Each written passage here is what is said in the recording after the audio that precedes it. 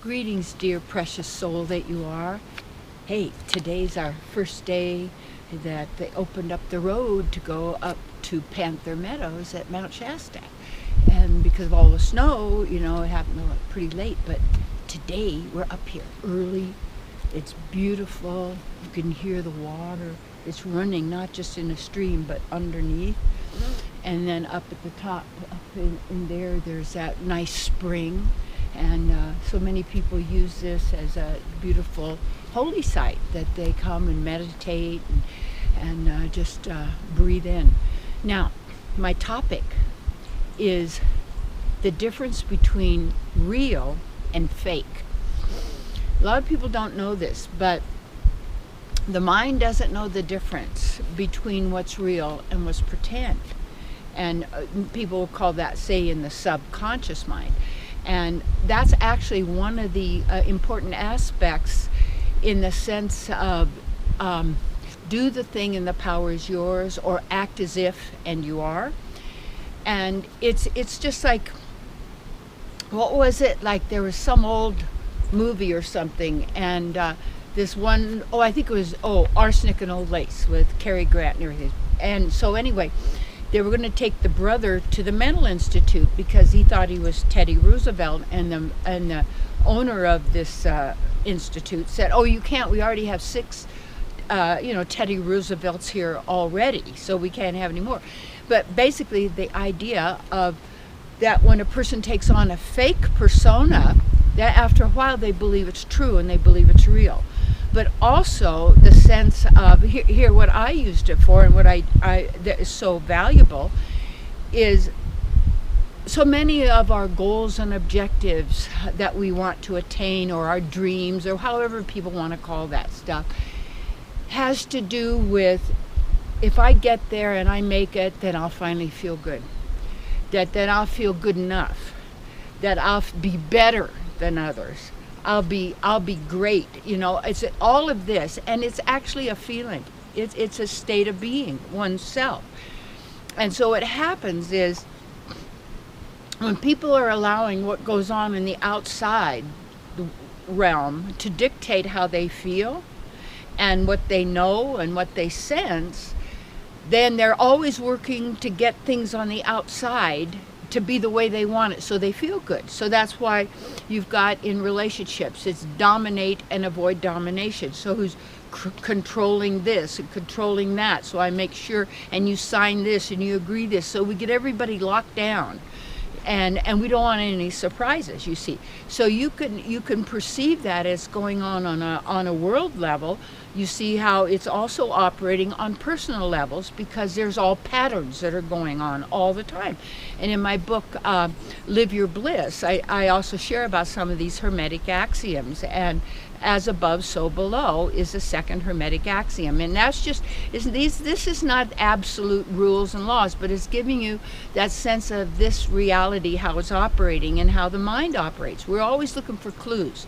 I'm a spiritual sleuth, and I'm looking for those clues that for myself, that gives me that great sense of my connection, my union with the divine, with the divine presence, and allows me to attain and to do what I choose to do. So anyway, you want to know the difference between real and pretend, and you also how you select clues to help you attain what you want, is that you can see these patterns that are going on. So, and one of the things that teaches in the Vedas and the Puranas, and Veda means knowledge, and that comes from the East, India and such, of the ancient times. And don't discard all that because you think, it's old and doesn't matter, and it's all, no. It's truth always rings true with everybody at the level of their heart, in their center. They know it, you feel it. We're all intuitive, and we all do know, but we're also taught very early on that you don't know. I know, but you don't know. And so that you've got all this control factors going on, because we're human resources. That means we are the power. And we generate that power, that energy, that life force, because it's who we are. And when you know who you are, then you want to know the difference between what's real and pretend. So first of all, we know the difference between who we really are and also the roles that we're playing. You know, a lot of people are saying, well, you know, you're beyond gender, you're beyond this, you're beyond that. Well, beyond, but you also, while you have a function and you have a purpose and a mission, in a sense, is always really to be you. And when you're being you, the real person, you can view and observe yourself with the different acts that you're going through, the different characters that you think you are. See, what people are usually fighting over isn't the real, it's the pretend.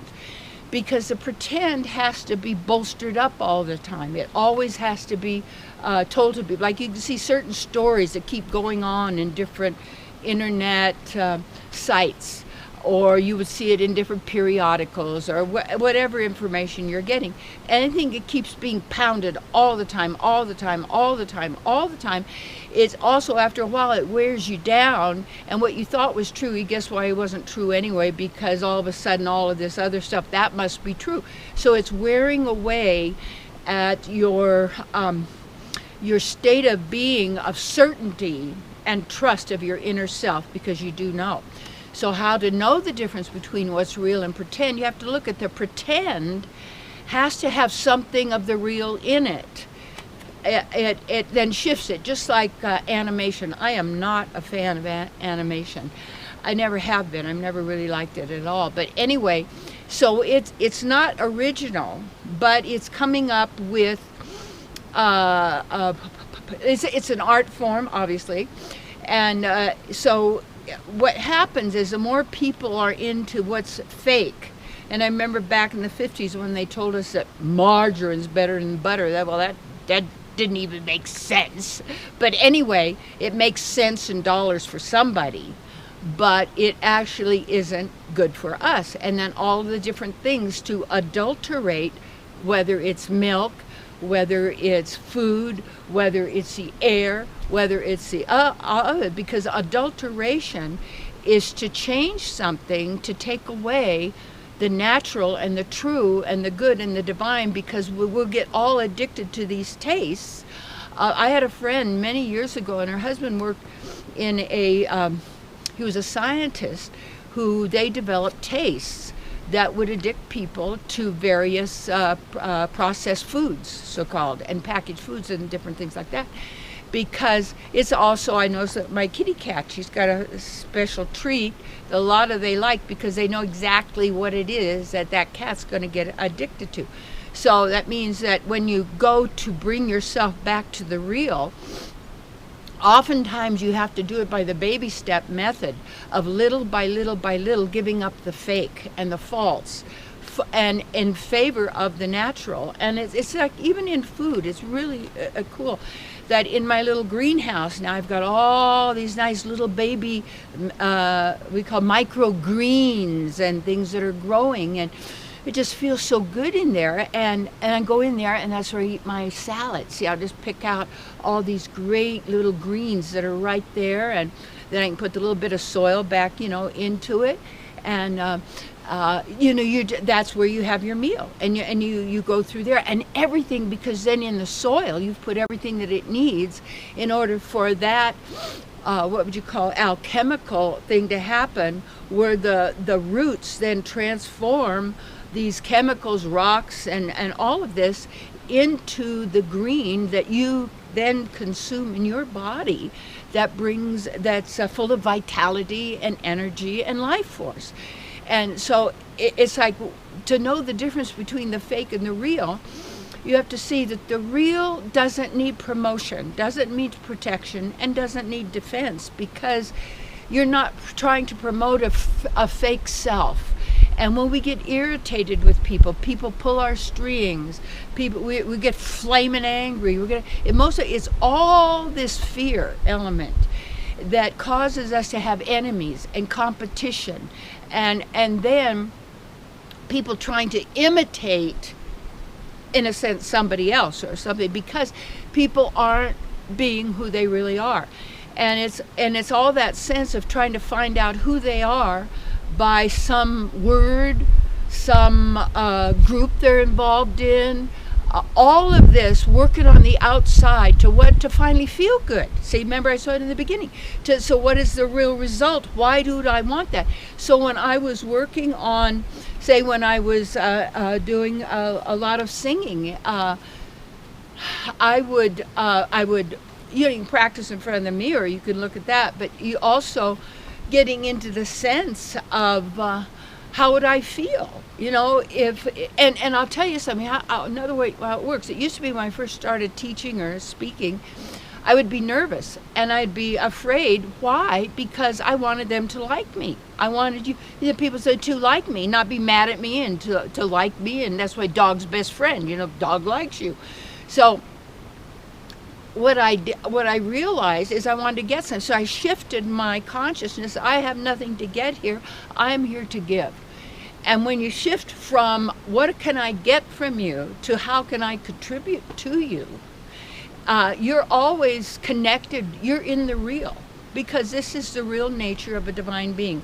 How you can tell that people are the artificial or the fake, and you're the mind. This app, so to speak, called the mind, doesn't know the difference between what's real or pretend, and it begins to start. So then the beliefs are built, and this is who we think we are. So that I'm this nationality, I'm this color, I'm in this group. These are all my identity, and you have people trying to be unique in identity by something that they wear or something that they do. And all of it's to try and get a feeling that I'm okay, that I'm good enough, that you like me, and that you're not going to hurt me, you see. So we build all this stuff. So how you know the difference between what's real and pretend, you want to know what's the difference between you as who you really are and that which is pretend. That which we have, and you take a look, you look back at your family, you look back at the schooling, you just take a notice of how you used to feel and what you did, and what is it you wanted to feel. And I remember like in high school and all these things, you're out with all these people and so critical. You look at a lot of people so critical and so judgmental and so cruel. That to me is fake. That's not real. And when that happens, and then we're told, oh, that's real because that's part of who we are, it's not true at all. That is a lie.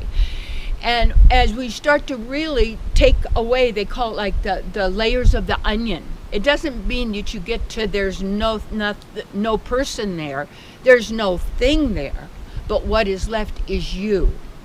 And it's not space, and it's not time, you see. And so to be who you really are and to be the real self, you have to also see how anything animation or virtual has come. There's nothing original there, and the patterns are always there, and you can see those patterns and you can observe them, and then that makes people predictable because our emotions then are always being, what would you say, well, I'll give you an example. Like in speaking and teaching, also I studied body language, nonverbal communication, and I used to give, talks to, Fortune 500s and big corporations for as their keynote address person on body language and nonverbal communication because it's fascinating. And as a speaker then, I would use it because I could tell where people were, that when I would say something they didn't quite understand, I could notice that they didn't. So I could go back and explain it again because I would be in communication, and I am, with you as well as myself, because I'm there to offer and give something. So therefore, I'm taking 100% responsibility that you actually perceive and get value from what I'm sharing that's empowering, you see, and enriching to you. So that is the nature of real, of who we really are. And what happens is people get so used to the artificial that now here, when you're in nature, you're closest to what is real. And because there's integrity here, and it's like listening to the sounds, feeling the breeze that just blew across my face, and it's like, whoa. And you just, the little birds pretty soon will start to speak and such. But when we tune into the real, it helps us to go deeper into ourselves, so that we discern the difference between what's real and pretend. And the real is spontaneous. The real is ever fresh. The real is who you are. And the real pleasure and joy we are seeking is really the realness of who we are. And the best place to do that is in nature. And as you do that, you empower yourself and your joy. You don't wait to attain something to be in that state of being, of satisfaction of the self. Yes.